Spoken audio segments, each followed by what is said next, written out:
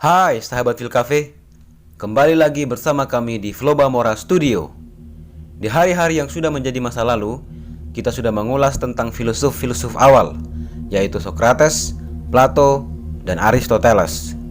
Ketiga filosof awal inilah yang nantinya akan menjadi titik berangkat dari pemikiran-pemikiran Barat pada masa yang akan datang. Manusia-manusia yang lahir kemudian, kalau mereka ingin menggunakan akal mereka untuk mendasari segala segi kehidupan mereka, entah itu dalam hal bermasyarakat, bernegara, maupun beragama, maka mesti menggunakan atau mendasarkan pemikiran mereka kepada ketiga pemikir pemula ini. Nah, kesempatan kali ini kita akan mengulas tentang seseorang filosof yang juga adalah seorang teolog Kristen, yang dalam bahasan filsafat akan digolongkan sebagai filosof abad pertengahan. Dia adalah Agustinus. Nah, bagaimana sejarah hidupnya, pemikirannya, dan apa saja karya-karyanya? Berikut ini adalah ulasannya untuk sahabat Filcafe. Agustinus dilahirkan pada tahun 354 Masehi di Muncipium Tagaste, Numidia, sekarang Souk Aras Aljazair. Waktu itu di Afrika Romawi. Ibunya Monica adalah seseorang Kristen yang saleh, sementara ayahnya Patricius adalah seseorang pagan yang kemudian memohon dibaptis menjelang kematiannya. Para akademisi umumnya sepakat bahwa Agustinus dan keluarganya adalah orang Berber, suatu kelompok etnis asli Afrika Utara. Tetapi mereka banyak mendapat pengaruh romanisasi, dan karenanya hanya berbicara bahasa Latin di rumah sebagai suatu kebanggaan dan martabat.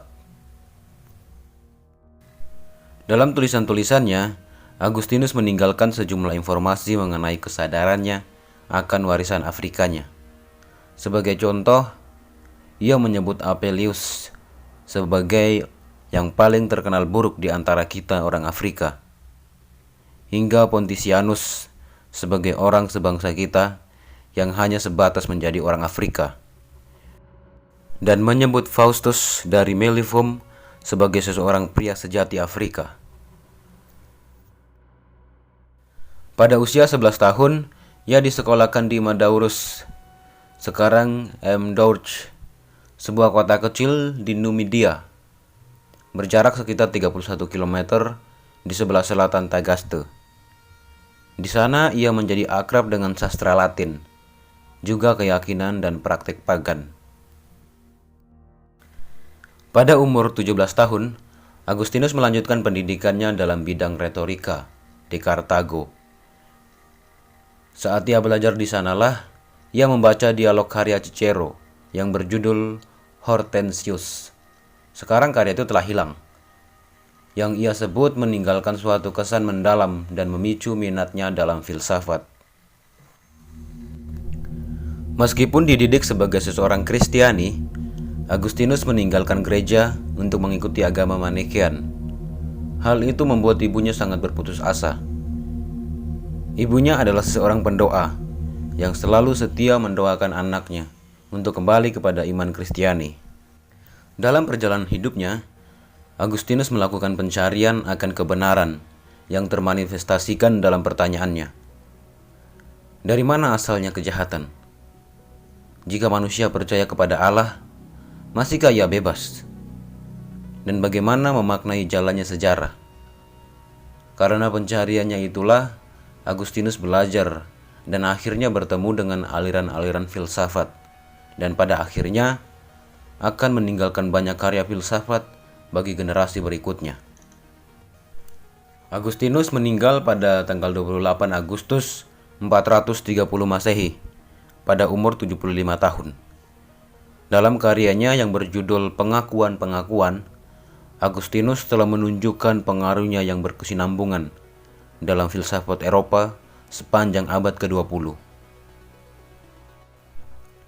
Pemikiran Agustinus tentang filsafat sejarah. Menurut Agustinus, sejarah berputar di sekitar hal yang baru dan hal yang abadi. Dan Allah adalah abadi, dan ia adalah pencipta masa. Dan yang abadi tidak boleh dipahami dan dideskripsikan dari wawasan hal yang baru. Meski demikian, Tuhan dalam kerangka sejarah manusia adalah tuntunan. Karenanya, segala hal ihwal sejarah bumi diarahkan Tuhan yang tunggal dan dikendalikannya sesuai dengan kehendaknya, dan tidak sama sekali bisa diyakini bahwa kerajaan-kerajaan manusia di luar hukum-hukum tuntunannya. Karenanya pula, menurut Agustinus, alam begitu serasi dan bagian-bagiannya begitu teratur, karena ia didasarkan di atas fondasi-fondasi pengukuran bilangan dan bentuk. Keteraturan yang terrefleksikan dalam alam ini menunjukkan bahwa Tuhan menyusun segala sesuatu sesuai dengan kehendak yang dimauinya. Agustinus tidak mempercayai bahwa sejarah adalah suatu siklus. Sejarah lebih dari itu. Ia merupakan kejadian yang diatur oleh Tuhan. Jadi, sejarah sebenarnya mempunyai suatu permulaan dan mempunyai akhir. Permulaannya adalah saat kejatuhan manusia, dan akhirnya ialah kemenangan Tuhan mengatasi kejahatan. Filsafat sejarah seperti ini adalah filsafat sejarah yang dibimbing oleh teologi. Sejarah tidak dapat dijelaskan dengan memperhitungkan faktor-faktor ekonomi, sosial, maupun politik, tetapi sejarah hanya dapat dipahami menurut hukum-hukum Tuhan. Pemikiran Agustinus tentang etika. Dasar etika Agustinus adalah etika yang menekankan pentingnya kehendak bebas dan anugerah Allah sebagai dasar perbuatan etis manusia. Menurut Agustinus, Allah mengetahui segala hal sebelum manusia bertindak. Namun, hal itu bukan berarti segala sesuatu telah terjadi menurut takdirnya. Takdir merupakan bentuk penolakan dari kemauan kehendak bebas. Allah memang berkuasa, tetapi Allah tetap memperbolehkan manusia untuk berkehendak. Manusia tetap mempunyai kuasa untuk berkehendak bebas, sama seperti Tuhan yang juga mempunyai kuasa dan kehendak. Agustinus menyebutkan dua buah kehendak, yaitu kehendak bebas Allah dan kehendak bebas manusia.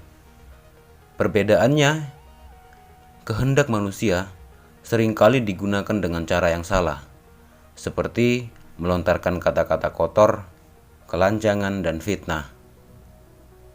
Tidak ada kejahatan di luar keinginan. Allah Sang Pencipta menciptakan semuanya dengan baik. Agustinus menolak segala bentuk teologi dualisme metafisika. Allah sendiri yang menjadi sumber seluruh keberadaan dan segala sesuatu yang baik. Allah sendiri yang bekerja dalam diri manusia. Allah yang memberi kesadaran kepada manusia untuk mengapa manusia harus berbuat baik dan bertindak dan tidak berbuat jahat. Menurut Agustinus, kejahatan ditemukan dalam keinginan ciptaan yang memiliki akal budi, karena adanya kehendak bebas tentunya. Agustinus berpendapat bahwa perbuatan baik manusia tidak dapat membuat manusia selamat dari kejahatan atau dosa, melainkan karena kebaikan dari Allah sendiri. Pemikiran Agustinus tentang politik. Sumbangan pemikiran yang cukup menakjubkan yang dipersembahkan Agustinus bagi filsafat politik ialah analisisnya tentang dua negara, yaitu negara sekuler dan negara Allah, yang dipaparkannya dalam karya tulisnya yang berjudul De Civitate Dei atau Negara Allah. Lewat karyanya itu, pemikiran-pemikirannya yang dikembangkannya yang mencakup hampir seluruh ajaran-ajaran kuno mempengaruhi filsafat Eropa pada abad pertengahan. Pemikiran Agustinus tentang Tuhan. Agustinus percaya bahwa Allah ada dengan melihat sejarah dari drama penciptaan yang melibatkan Allah dan manusia. Allah menciptakan daratan untuk manusia, menciptakan Adam yang berdosa melawan Allah, lalu Adam dan Hawa diusir dari Taman Eden. Kemudian setelah manusia berkembang, mereka berdosa lebih lagi dan dihukum dengan air bah dalam sejarah Nuh. Orang-orang Yahudi yang diberikan perjanjian Allah ternyata tidak dapat memeliharanya. sehingga dihukum melalui bangsa-bangsa lain. Lalu Allah yang Maha Kasih menebus manusia melalui Yesus Kristus. Dari sejarah ini, Allah dapat selalu ada di tengah-tengah manusia. Memang Agustinus adalah bapa gereja, uskup dari Hippo yang membela eksistensi Allah dari pandangan-pandangan lain yang ingin meruntuhkan paham teisme. Tuhan didefinisikan dari sifat-sifatnya, Maha Tahu, kekal, pencipta segala sesuatu.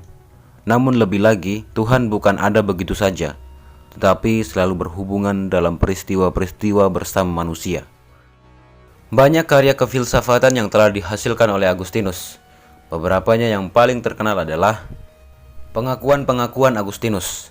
Dalam buku ini, ia menceritakan perjalanan rohaninya, yang kemudian menjadi sebuah buku klasik dalam teologi Kristen maupun sastra dunia, terdiri dari 13 kitab. Dalam bab-bab pertama, ia menggambarkan saat-saat sebelum pertobatannya, sebagai masa yang membuatnya resah dan bimbang akibat keterpecahan batinnya.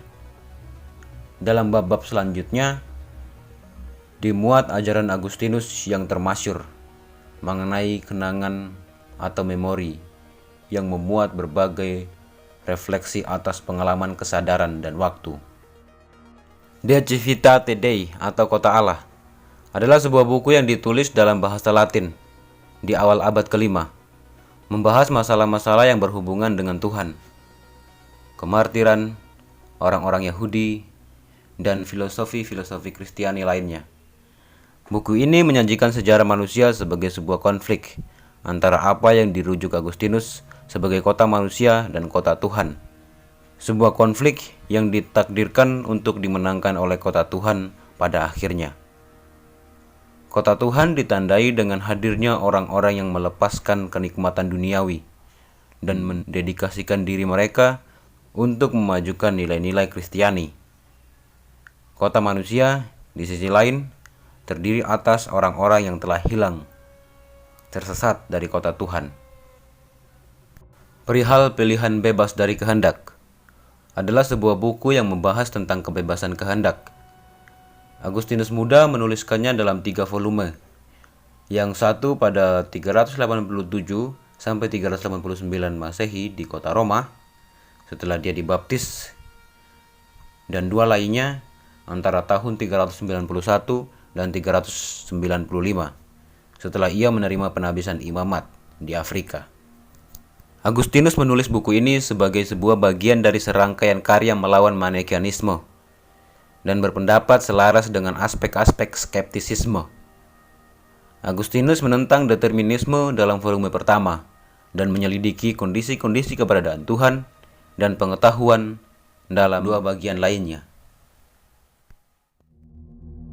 Itu dia ulasan kita tentang Agustinus, sahabat Filkafe. Dari Agustinus, kita melihat kalau jalannya sejarah itu telah ditentukan oleh Allah. Sejarah dimulai dari kejatuhan manusia yang ditandai dengan diusirnya Adam dan Hawa dari Taman Eden dan akan berakhir dengan dimenangkannya keselamatan manusia oleh Allah.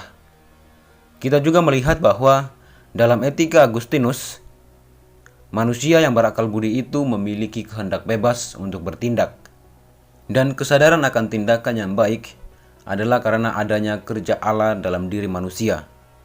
Sedangkan tindakan jahat manusia lahir dari kehendak bebas manusia sendiri. Dalam tataran politiknya, Agustinus mengungkapkan bahwa ada 2 negara, yaitu negara Allah dan negara duniawi, yang saling bertentangan.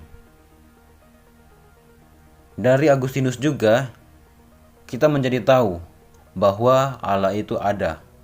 Ini dibuktikan dengan melihat sejarah penciptaan dan terlibatnya Allah dalam sejarah umat manusia. Oke, sahabat Filkafe, segitu dulu ya. Sampai jumpa di ulasan kami berikutnya tentang tokoh-tokoh filsafat di Ploba Mora Studio. Salam, sahabat Filkafe.